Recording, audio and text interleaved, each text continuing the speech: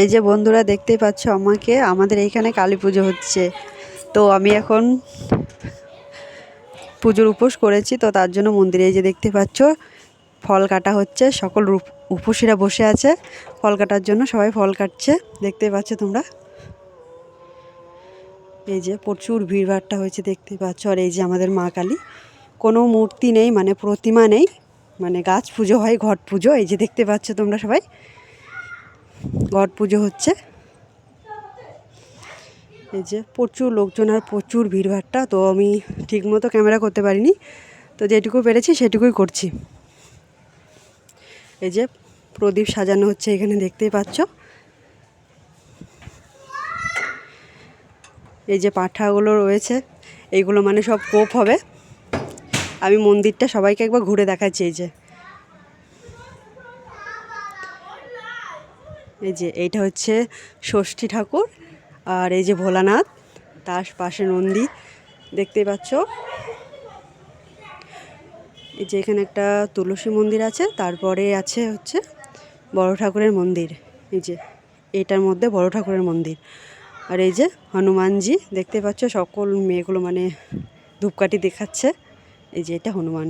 আর এই যে মন্দির চক্কর দেখতে পাচ্ছ, ঘুরে দেখাচ্ছি, মানে রাস্তার ধারেই মন্দিরটা, তো সেখানেই পুজোটা হচ্ছে আর কি, রাস্তার পাশেই, তার জন্যই রাস্তাটা ঘুরে দেখালাম। এই যে এই পাঁঠাগুলোও মানে কোপ করা হবে, তার জন্য যে যার মান্যতের পাঁঠা সব বেঁধে রেখেছে। আরও অনেক আছে, আমি যেটুকু পেরেছি সেইটুকুই ভিডিও করলাম। আর এই যে এটা হচ্ছে দেবী, এখানে কোনো হাঁড়ি কাঠ নেই, আমাদের মাটিতেই বলি হয়, তো তার জন্য দেখতে পাচ্ছ অনেক কিছুই মন্দির চক্করে। এই যে এটাই আমাদের মা, ঘট পুজো হয় আমাদের এখানে, কোনো প্রতিমা হয় না। এই যে পঞ্চপ্রদীপ সাজানো হচ্ছে দেখতে পাচ্ছ। আরও এই যে ঠাকুরমশাই হোমের জন্য কাঠ সাজাচ্ছে দেখতেই পাচ্ছ। এই যে যজ্ঞ হবে এই জন্য কাঠ সাজাচ্ছে।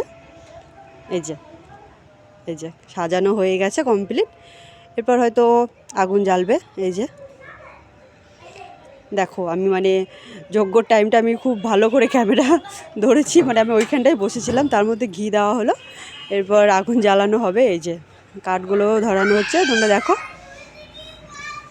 এই যে তো মোটামুটি জ্বলে গেছে। এই যে শুধু যজ্ঞটাই ভালোভাবে মানে ক্যামেরা করতে পেরেছি, আর এত ভিড় ছিল যে কোনো কিছু আমি করতে পারিনি।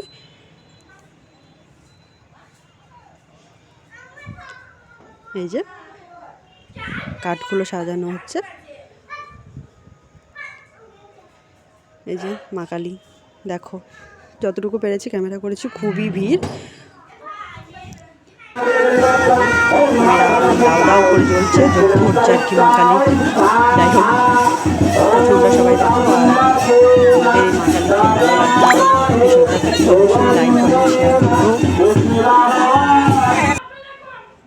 এই যে পাঁঠাগুলো নিয়ে যাচ্ছে কোপ করার জন্য। পাঁঠার ওইখানে এত ভিড়, মানে আমি একদমই ক্যামেরা করতে পারিনি, তো ঠাকুর দালান থেকে যতটুকুই পেরেছি দূর থেকে মানে ক্যামেরাটা করার চেষ্টা করেছি। আই এম সরি যে চোপটা আমি তোমাদেরকে দেখাতে পারিনি, কারণ প্রচুর ভিড় ছিল, তো ওইখানটাই মানে যেতেই পারিনি।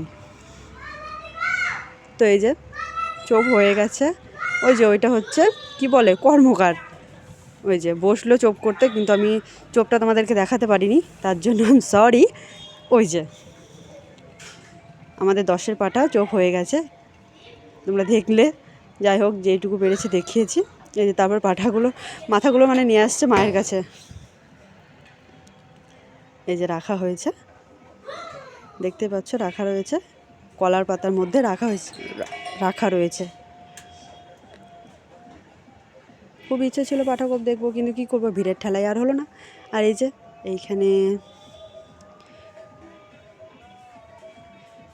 এক একে মানে যাদের যাদের পাঠা কোপ হচ্ছে এক একে মাথাগুলো নিয়ে এসে এইখানে রাখা হচ্ছে, মানে মা কালীর সামনে কলা পাতা করে রাখা হচ্ছে। এই যে একজনা নাকি বলছে ওনার উপরে মা কালী চলে এসছে, তো একজন ছিল তারপর দুজন হয়ে গেছে, বড় হচ্ছে। যাই হোক এই যে মাথাগুলো সবগুলো রাখা রয়েছে, অনেকগুলো আছে, কেউ বলতে পারবে গুনে যে কটা পাঁঠা রয়েছে এখানে। এই যে তারপর পঞ্চপ্রদীপগুলো জ্বালানো হচ্ছে, এই যে আরতি হবে।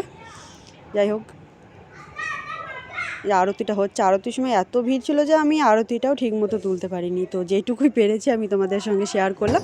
ভালো লাগলে অবশ্যই লাইক দিও। যতটুকু পেরেছি শেয়ার করলাম। টাটা।